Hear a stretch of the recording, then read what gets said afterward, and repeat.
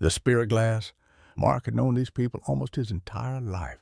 He was 5 years old when he first encountered the group he would grow up alongside.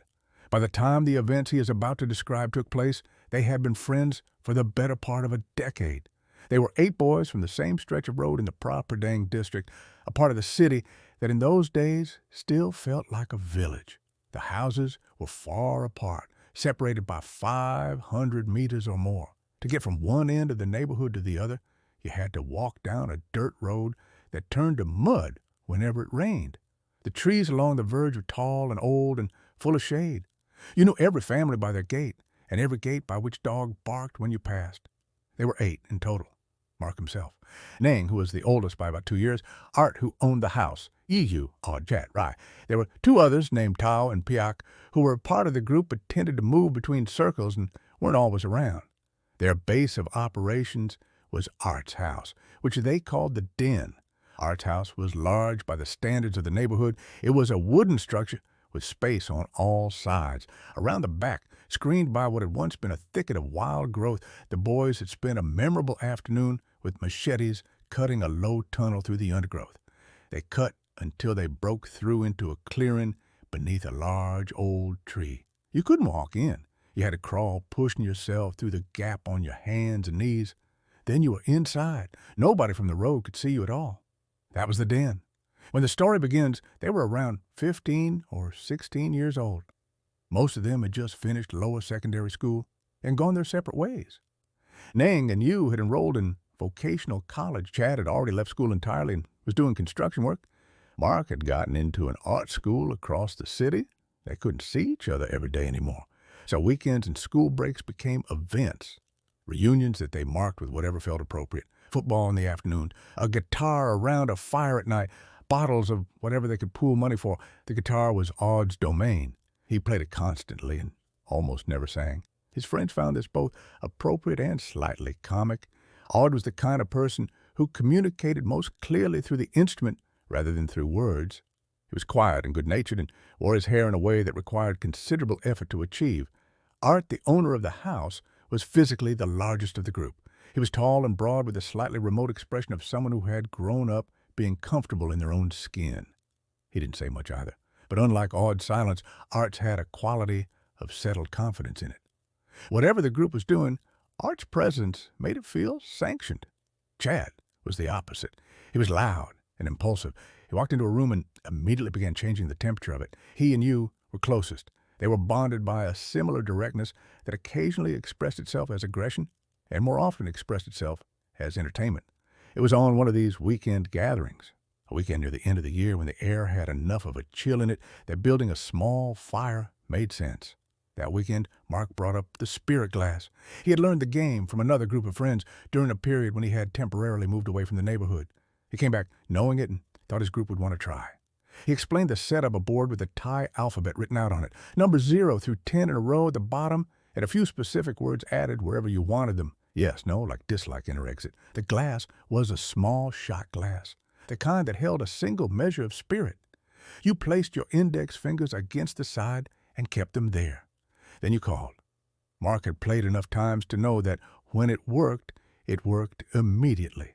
The glass moved with a purpose that felt nothing like the nervous pressure of a person's finger trying to make something happen.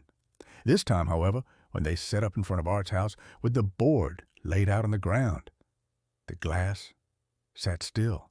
They called through the incantation 3 times and nothing happened. Ning had been standing back, watching with his arms crossed. After a while, he observed that they were playing directly in front of the household spirit shrine. He said it matter-of-factly the way Ning said most things. In his view, no wandering spirit was going to enter a space that was already claimed by a resident one. They moved. They took the board down to the road junction at the bottom of the property. It was a 4-way meeting of small lanes, poorly lit with just the single bare bulb outside Art's gate, throwing a circle. They tried again. This time, it was also Ning who changed the procedure. He had been watching their earlier attempt, he said, and he thought the approach was too random.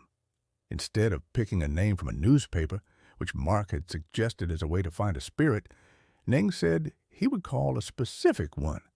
He had recently been playing with another group of friends over in the Srinagar area, and during that session, they had encountered the spirit of a child who had died violently. He didn't share more details than that. He said, "If you want to play, I'll call that one." The group agreed. There were 4 fingers on the glass, marks Chad's use and rise. Ning spoke the invitation himself, replacing the usual generic summons with a description, the spirit of a child who died unjustly, who had been playing near Srinacaran, who was welcome here. The glass moved immediately. It went to the word for yes. Several of the boys who had been skeptical, including Chad, who had the most aggressive skepticism of anyone, went quiet. Mark, who had played before, knew the difference between a glass that was being pushed and a glass that was going somewhere. This one was going somewhere. They asked if the spirit was present. It confirmed yes. They asked how it had died. The glass began to spell D-R-O-W-N-E-D. And then it added in the loose phonetic spelling that a glass traces across a board the word for killed. Someone had killed it. The mood around the board shifted. The boys who had been snickering or looking at each other with raised eyebrows had stopped doing that. Then the glass began to move again without being asked, and this time it spelled out a sentence that everyone around the board read in silence and then read again. "All of you will die." Mark was the first to say it aloud. He read the letters as they appeared under the glass and then spoke the completed sentence into the group. That was the moment Chad moved. He reached up to the chain around his neck, unclipped the amulet pendant his father had given him, a large, heavy amulet in a gold casing, and brought it down on the board with both hands flat and hard. The sound was a single dense crack against the plywood. The glass toppled sideways and rolled off the edge of the board and hit the ground and broke. Chad stood up and said in the language he used when he was furious about something that he was not afraid of, whatever was in that glass. He said that it could come tonight if it wanted to. He said that he had something waiting for it. He was loud about it. He was the kind of person who got loud when he was frightened. The louder he got, the more it sounded like anger rather than fear. Mark had known Chad long enough to read the difference. The group broke up the game after that. Ning tapped the board 3 times to close the session, or to try to, since they had not formally ended it. Everyone moved away from the junction and back to the house. They sat around the dying fire and drank more slowly than before and didn't talk very much about what had just happened. Ard played the guitar. The evening wound down. Because it was late and nobody wanted to make the walk home alone, they stayed over at Art's house, dividing between the upstairs and the downstairs rooms. They arranged themselves in whatever combinations of sleeping space were available. It was while Mark was stepping away from the group to relieve himself in the narrow strip along the side of the house, a spot the boys habitually used rather than going inside and disturbing Art's family, that something happened. One of the other boys, standing a little further along the same strip, waved him over in the darkness. Mark saw the gesture and jogged toward him, moving in the slightly exuberant way that a person moves when they have been drinking and the night has made them feel more themselves. He was close to reaching his friend, nearly there, when something pressed against his throat from behind Chad and pushed, not far. In the morning, the group dispersed, with Chad leaving earliest, before 5 in the morning, before most of the others were properly awake. The rest of them stayed through the day, tidying up from the night before, cooking, sitting around in the way that groups of friends do after an overnight, when nobody quite has the energy to commit to going home. By the afternoon, things were drifting back to normal. Art had the guitar again. Art had gone to buy supplies. Mark was sweeping. It was Piak who arrived by bicycle with the news. Piak was one of the peripheral members of the group, the ones who came and went between circles, and he had delivery style that matched his personality, flat, unhurried, no wind-up. He rode up to where the others were gathered and said that Chad was not going to make it. Someone asked what he meant. Piak said he thought Chad wasn't going to survive. He said it and then stood there with his hands on the handlebars, waiting for the next question. The group's first instinct was that Chad had gotten into a fight. He was the kind of person who got into fights, who walked into situations that required him to have gotten into a fight, or that he had had some kind of accident. Ning, who had been watching Piak's face, said it didn't look like either of those things. They rode to the hospital. At the hospital, it was already too late. Chad was lying on a bed in a back room, unconscious, a sheet pulled over the lower half of his body. He was still warm when Mark touched his arm. Ning walked to the other side of the bed, looked at Chad's face for a moment, and then looked back at Mark and shook his head.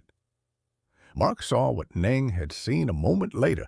Chad's tongue was pressed against the inside of his teeth, not hanging out the way it was sometimes depicted, just held there with the particular tension of a jaw that had seized. The mark on his neck was not a simple line. It was a groove that had been twisted into the flesh.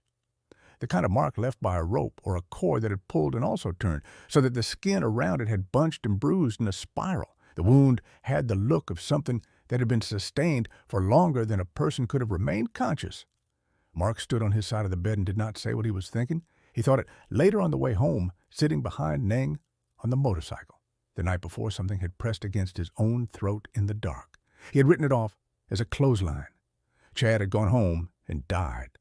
The two facts sat in him like something he could not put back where it had come from. The story, when it came out at the funeral, was that Chad had tried before. He had attempted to hang himself twice already. Both times his father had come in and cut him down in time. Both times the incident had been attributed to a fight with his wife and the depression that came after. On this third attempt, Chad had locked the door.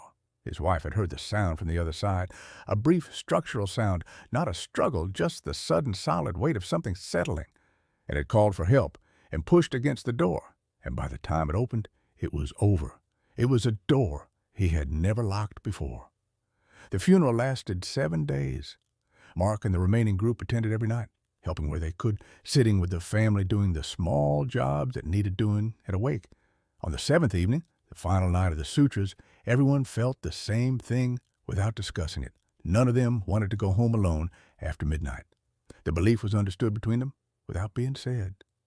3 days, 7 days, the spirit returns. They went back to Art's house after the ceremony and arranged themselves together in the large bedroom on the upper floor rather than spreading out, as they usually did. There were 6 of them: Mark, Ning, Art, Audu, and Rai. They lay in the darkness and were quiet.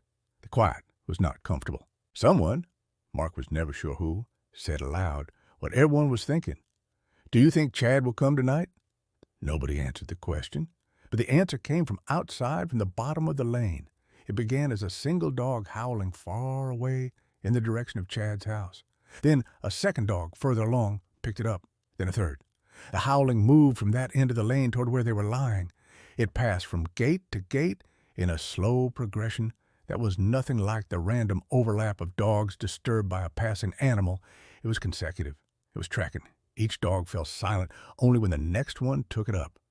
By the time the sound reached Art's house, the boys in the bedroom had pressed themselves together in the way that people do when they are genuinely, unreservedly afraid, which is not with bravado and not with discussion, but with the simple animal impulse to reduce the distance between themselves and another warm body. The dogs outside Art's gate were not howling. There were 3 or 4 of them. They had never previously stationed themselves there. They were standing in a group and making a sound that was closer to a complaint. A sustained, uneasy noise that meant something was near them that they didn't want to be near. Ning, who was the only one in the room who seemed to be occupying his own body, normally said into the darkness, "That's Chad." He said it the way you identify a friend you've spotted across a room. He said he loved all of you. He just had a drink with all of you. He's not going to do anything. You don't need to be afraid of someone who was your friend. Mark heard this and thought that is technically true. But it does not help. Ning was calmly acknowledging that Chad, with his amulet and his fury and his habit of escalating situations, was outside the gate in whatever form he now occupied, and the dogs were confirming it. He lay very still and looked at the ceiling and waited. The dogs continued until almost 4 in the morning. Then they moved away. The sound diminished back down the lane. The boys lay in the room saying nothing until they fell asleep one by one from exhaustion. In the days that followed, the group processed the loss the way young men of that age and background generally process loss.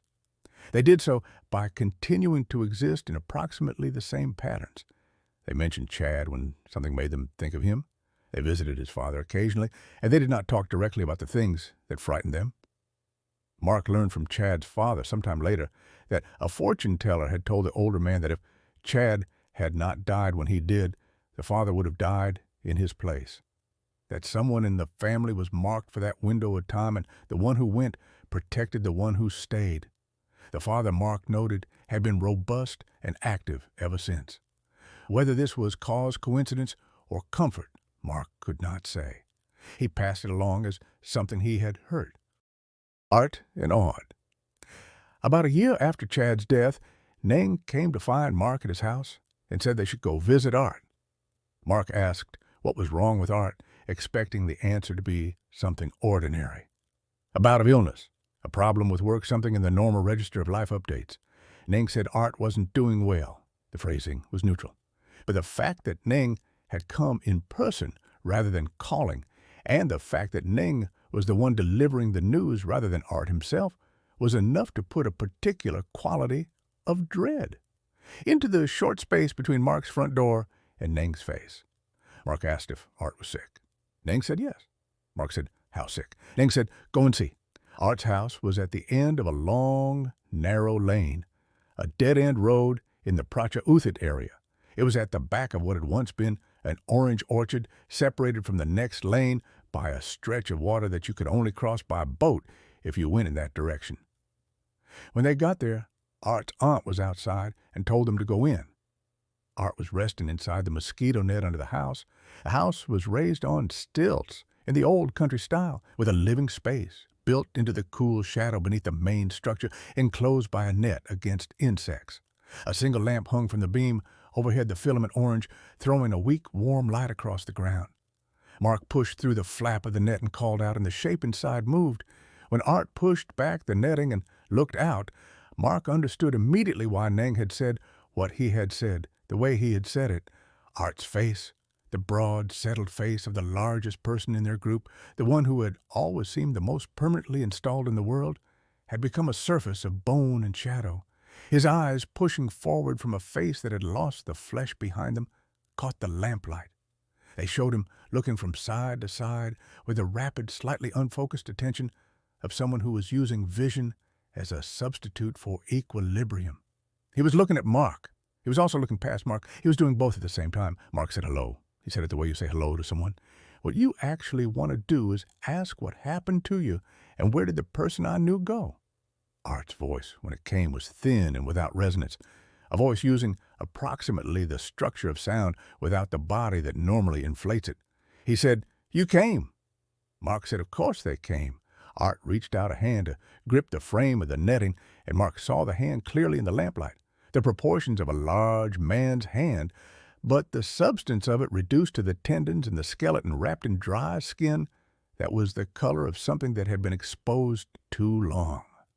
Mark sat with him and talked, or tried to talk, which mostly meant filling the air with things that were adjacent to conversation, while Art made sounds that indicated he was still present. Mark asked about the guitar. Art said he couldn't hold it anymore. He didn't have the strength. Mark said he had brought his demo cassette. It was that era, the era of hand-copied cassettes passed between friends, and asked if Art had a tape player. Art pointed to an old battery-powered radio across the space. Mark went and opened the back and inserted the batteries and slid the tape in. They listened. Art listened with his head slightly tilted, following the music with the concentration of someone who cannot afford to multitask. When the tape ended, Art said, "When does it come out?" Working on it. The record. Art said he hoped he'd still be around to hear it on the radio. He said it plainly, without drama, as a factual observation about his own chances. Mark sat with this and could not find an adequate response. He said, "You'll be fine." Art turned his head and looked at him with an expression that Mark would spend years thinking about. It was the expression of someone who knows the person speaking to them is trying to be kind and has decided to let that attempt stand without comment. Ning eventually signaled that they should let Art rest. Mark leaned toward the net before leaving and said, "Come on, eat something. Get better. We'll go drinking again soon. You'll get a new guitar." Art looked at him. He said, "I'll try." They left him and walked back down the lane. Mark said nothing to Ning. Ning said nothing to Mark. They rode back separately. 2 days later, Art died. His aunt told Mark afterward what had happened in those final weeks. Art had been going out every day to look for the group. He walked with an uneven gait. He had injured his leg playing football years before, and a doctor at a clinic had injected the wrong place, and the damage had been permanent. Every time he went out, he came back alone. The group had scattered. Everyone was working and everyone had moved. The phone numbers were landlines that had changed when families moved house. He walked to the places he remembered and found them empty. He came home each time and sat in the shadows under the house. He didn't eat. His aunt had tried to get him to eat. He would sit with food in front of him and look at it and not touch it. He was not sick with any illness she could name. He was not injured. He was simply disappearing. The explanation she gave, which Mark accepted as the most accurate one available, was the Thai phrase for dying of a broken heart. But not in the romantic sense, more in the literal mechanical sense. A person who finds that the things which gave the act of eating and moving and continuing to exist its meaning have been removed one by one and eventually stops doing it. After the grief and the shock of Art's funeral had passed, Mark sat with the accumulation of what had happened. Chad gone, Art gone. Somewhere underneath it all was the memory of a glass moving across a board in the dark. It spelled out a sentence that he had read aloud to the group and that he could not now unread. He didn't share this with everyone. He told himself the connections were coincidental. He told himself 15-year-old boys played games like this all the time and nobody died. Then his car was nearly destroyed at the Cassett overpass. He was driving to a late gig. He was singing at bars by then and working 3 venues in a night. That schedule kept him on the road until well past midnight. He had his girlfriend Jan in the passenger seat, which was unusual because she generally did her own thing, and they met up afterward. That night, she had wanted to come along. They were merging onto the overpass when the road in front of them erupted. Smoke filled the air. There was a sound like something large being rearranged. 2 cars were spinning across the lanes. Mark had less than a second to make a decision about direction. He cut right. A 3rd car, thrown sideways by the collision, came at him from the left and hit before he could complete the turn. The airbags went. When Mark could see again, both he and Jan were intact. Jan was dazed with a slight headache.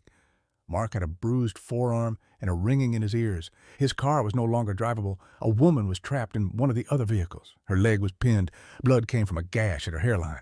Mark got out and went to her and helped pull her clear before the smoke thickened further. He stood on the median and called for help and waited for the emergency services. He felt the specific, adrenaline-soaked stillness of someone who has just been very close to a much worse outcome. The call came the next morning from On was a girl Mark had known through you. She had been Yu's girlfriend for a period in the past. Mark hadn't spoken to her in a long time. She said she had only just found his number and had been trying to reach him. She said there was someone she wanted him to meet. She said a fortune teller she knew, a woman called Phi Ann, had been asking On to pass a message to a man whose description matched Mark exactly. Don't drive alone at night. Something is waiting for the road. On's voice was unsteady when she said this. She said she had meant to call the day before and had forgotten. She said she was sorry. Mark sat with the phone and thought about the night before and about Jan in the passenger seat and about the 3rd car coming from the left. Phi An lived in an apartment building in the Klong Toe area. Mark and Yu went together. It turned out that On had also called Yu. Yu had immediately said he was coming, which was not how Yu normally responded to things. When they arrived and climbed the stairs and stood in the doorway of the apartment, Phi Ann was already there waiting. She was a woman in her 40s, dressed entirely in white, in the way of someone who keeps precepts. She had a quality of stillness about her that was not performative, not the stillness of someone who has arranged themselves to look a certain way, but the stillness of someone whose attention is directed somewhere that the rest of the room cannot access. She looked at both of them as they came in. She looked at Mark for a moment longer than necessary from feet to face. Then she smiled and stepped back to let them in. She said, before they had sat down, "The gentleman behind you, I can see him now, actually. He's been downstairs the whole time waiting." She said it the way you say there is someone on the phone for you, matter-of-fact, slightly apologetic for the inconvenience. She said, he doesn't need to wait outside. Only 2 people need to come up. I told him that. She was not speaking about a person who had come with them. Mark looked at you, and you looked at Mark, and neither of them said anything. Then Phi An closed her eyes and stayed with whatever she was seeing for a moment. When she opened them again, she asked Mark if he knew someone who liked to wear football jerseys, a large man, heavy-set, who liked to fold his arms and stand under trees. Mark said yes. He said the name without being asked, Art. He said it, and the word felt different in his mouth than it usually did. It was heavier with the weight of what it now meant. Ann said, he's standing under a tree right now, not this building, the tree from when you were all together. She said he had been there for a long time, waiting. He was not threatening. He was not angry.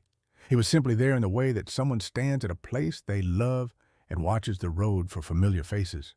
She said he loves that spot. He always liked it there. She said he was waiting for his friends to come back. Mark felt the specific quality of grief that arrives not as sharpness, but as pressure. It came from all directions simultaneously when you understand that a person who is gone from your life has been sitting somewhere waiting for you to come back. You didn't know, and you weren't there. He didn't say anything. He kept his face arranged and sat still. Then Ann closed her eyes again, and this time her expression changed. She turned slightly toward one side of the room, and her brow gathered. She said there's something else. She said it with the tone of a doctor who has found the routine finding and is now looking at something that requires more attention. She said there was another place, a different location entirely. Something at that location was angry. She described it a canal end, a dead-end lane. Concrete, very dark, no lights at all. Water under a narrow concrete bridge barely wide enough for a single motorcycle. A banyan tree growing up from the water beside the bridge. Its roots were in the canal. She said there was the spirit of a child there. She said it was a child, and it was very angry. It was looking toward where they were sitting with the fixed attention of something that had been waiting a long time with a specific grievance in mind. She paused and said, "Do you know what you did?" Mark told her. He described the evening, the board, the shot glass, the way Ning had called the spirit, the sentence that had appeared. Chad, slamming his amulet down the glass, breaking the session ending without a proper closing. He told her about Ning specifying only that it was a child spirit that had died violently near Srinacaran.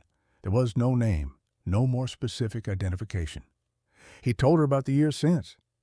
Ann listened and then said, "What you called that night, whoever it was, it may not have been the spirit you intended. When you describe a spirit that broadly anything that was nearby and had reason to respond could come. Whatever entered that game was already in the area, already looking for an opening. What your friend did, pinning it down with a sacred object, trapping it in place while insulting it, then breaking the container without releasing it properly, left it furious and bound. She said it waited. She said she could not be certain of the number. She could see something at that place, something dark. Not safe to look at it directly for any extended period. She said what she could see appeared to be a child's form, but that things like this don't always appear as what they actually are. She said, "What you need to do is build a spirit house at that place, a proper one raised up from the water with offerings, and release it. Invite it properly. Acknowledge what happened. Ask forgiveness. Give it a home, and then go during daylight hours." She said this last part twice. "Do not go there at night." Mark gathered the group. He called Nang, who said, "Go and find them all. I'll come." He didn't ask for reasons or explanations. He was already in. Tao came when Mark explained the situation. Rai couldn't be found. He had moved, and his old landline was disconnected. Piak, who had been the one to tell them about Chad all those years ago, had his own questions when Mark reached him. He said there had been a period in his life when everything had collapsed simultaneously, when he had come very close to deciding there was no point in continuing, when anything he had tried to build had immediately fallen apart. He said it quietly, without drama. He said it got better after a while. Mark said, "We went and did something." Piak said, "I thought so." They built the spirit house materials at home the night before Ning cut the wood precisely the way he did everything, the way someone who grew up around craftsmen handles a task that requires care. Tao ran the measurements and made notes. You assembled what he could. Mark was the one who didn't know how to do any of this properly, and mostly carried things. They arrived at the lane in the early evening, just before 6, as the light was still warm. It was immediately recognizable from Ann's description. The dead end, the single narrow bridge of concrete over the dark canal water, the banyan tree growing up from the bank beside it, massive and old. A concrete wall ran along the left side of the lane. There were no streetlights. Even at 6 in the evening, with daylight still available, the place had the quality of somewhere that got dark before the rest of the world did. Tao, who had walked this lane many times as the most direct route to Art's house, identified the spot immediately. He said, "The bridge. One motorcycle could cross at a time." Tao climbed down into the canal. The water came up to his neck. The bottom was soft mud, and the water was canal water, black with the smell of long, still things. He pounded the wooden stakes in while the others handed materials down to him. The stakes kept going crooked and having to be redriven. The light kept getting lower. Fion's instruction, "Be done and gone before dark," was becoming increasingly theoretical. By the time the structure was assembled, it was past 7, past the point where the sky was doing anything useful. The lane was dark. They had 2 torches between 4 people. The wind started. It was not a light breeze. It came directly up the canal corridor, sudden and strong. It pushed at the offerings they had arranged and sent the loose material scattering. Tao, still in the canal, had finished packing the base and was calling up to be pulled out. Then the sound started. Footsteps on the concrete, running footsteps starting from the far end of the lane, the far end where they had parked the motorcycles, coming toward them at pace. A rapid, rhythmic impact on the ground that was not the sound of an animal. It was not ambiguous. Everyone heard it simultaneously. Mark swung his torch toward the sound, and there was nothing there. The sound kept coming. It got louder and closer. Then there was a single heavy impact from the right side, something dropping into the water from the bank, the sound of displacement. Then the canal surface began to move, circles spreading outward in the torchlight. Then the wind came harder. The banyan tree above them began moving, and the leaves came down. The sound that had started as wind became something else, the way sound sometimes modulates into a register that is no longer just moving air, but has a frequency in it that the body recognizes as different from weather. Tao was shouting to people,